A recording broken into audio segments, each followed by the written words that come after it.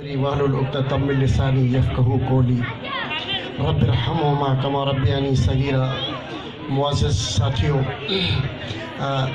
अवां जी तारीफ़ अवां जी ज़बान मां ॿुधी ज़रा अजीब लगे थो पियो, पर एतिरे सारे पेरेंट्स ऐं एॾी वॾी शिरकत इन ॻाल्हि जो सबूत आहे त इन्हनि जो अवां जे मथां एतमाद आहे ऐं अवां अॼु जे हिन प्रोग्राम में पंहिंजे एतमाद खे जंहिं तरीक़े सां बहाल रखियो आहे। उमेद आहे त अवां अहिड़े क़िस्म जा फंक्शन्स ऐं अहिड़े क़िस्म जा प्रोग्राम करे तव्हां हमेशह पेरेंट्स खे पंहिंजे एतमाद में वठंदा रहंदव, छाकाणि त कंहिं बि ॿार जी तालीम ऐं तामीर में हिकु उस्ताद जो ॿियो पेरेंट्स जो वॾो किरदारु हूंदो आहे। ऐं इब्न खल्दून चयो त जेकॾहिं कंहिं क़ौम खे ग़ुलाम बणाइणो आहे त उन क़ौम जी तालीम में बिगाड़ पैदा कयो। ऐं यकीनन असांजी हिन सरज़मीन जेका इंतिहाई मुहज़िब धरती हुई ऐं तालीम जो आला मयार बि हुयो, लेकिन फ़र्क़ी अचे करे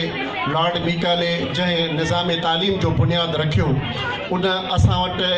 हिकु जंहिं लॉर्ड मीकाले वेंदे वेंदे पंहिंजी हिस्ट्रीअ में जेके अल्फाज़ लिखी करे वियो त असां हिकु अहिड़े निज़ाम तालीम ऐं निसाब तालीम जो बुनियादु रखूं था पिया जंहिंमें जेकॾहिं को मुस्लमान ॿारु पढ़ंदो त उहो यकीनन नसल जे एतबार सां मुस्लमान त हूंदो,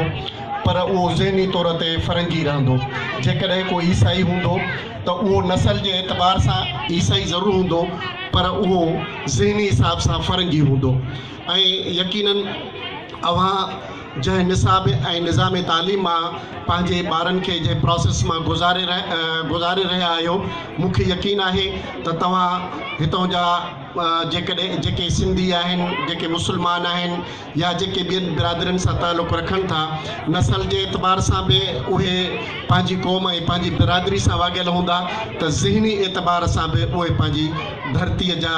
ॼावाई रहंदा ऐं हितां को बि फ़र्क़ी पैदा न थींदो, हितां को बि साम्राजी ज़हन पैदा न थींदो, बल्कि आज़ादी जा मतवाला ई तव्हां पैदा कंदव। अल्लाह तव्हां सां हामी ऐं नासिर रहंदो। महिरबानी।